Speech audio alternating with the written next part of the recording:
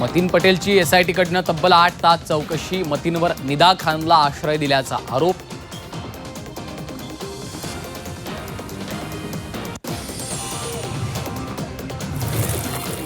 अखिल भारतीय मराठी चित्रपट महामंडळाच्या आगामी निवडणुकीत मोठा ट्विस्ट, नीलम शिर्केंची निवडणुकीतनं माघार, वर्षा उसगावकरांना दिला पाठिंबा।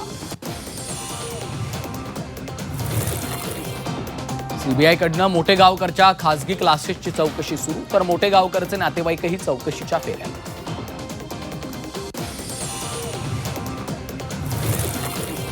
इंधन दरवाढीचा शालेय विद्यार्थ्यांना फटका, बस भाड्यात मोठी वाढ होण्याचे संकेत, तर 3 दिवसच शाळा भरवण्याची अजब मागणी करत school and company bus owners असोसिएशनचं सरकारला पत्र।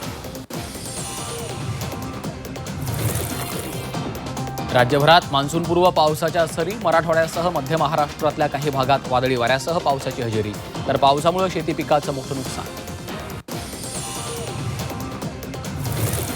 जळगाव विधान परिषदेच्या जागेवरनं महायुतीत जुंपली, जागा न मिळाल्यास शिवसेनेची मैत्रीपूर्ण लढतीची तयारी, मंत्री आमदारांच्या बैठकीत एकमत।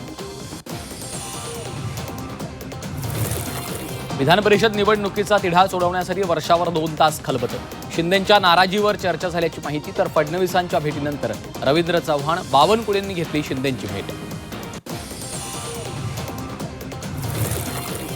राज्यात कांदा दराचा मुद्दा तापला, नाशिकच्या चांदवडमध्ये आज महाविकास आघाडीचं आंदोलन, कांद्याला प्रति किलो 25 रुपये दर आणि 15 रुपये अनुदान देण्याची मागणी।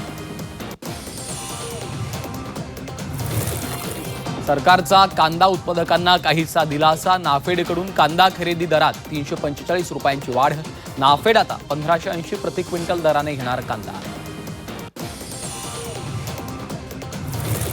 वाढलेलं तापमान, इंधन दरवाढीमुळे भाजीपाला महाग, शेपू पालक जुडी 40 रुपयांना, फरसबीनं गाठला 200 रुपये किलोचा टप्पा।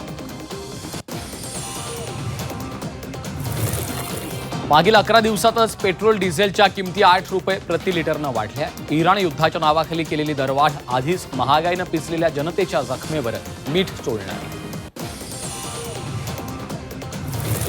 हिंगोली जिल्ह्यात मान्सूनपूर्व पावसाची हजेरी, हिंगोलीसह सेनगाव, औंढा नागनाथमध्ये पाऊस, कळमनुरी तालुक्यातही पावसाच्या सरी।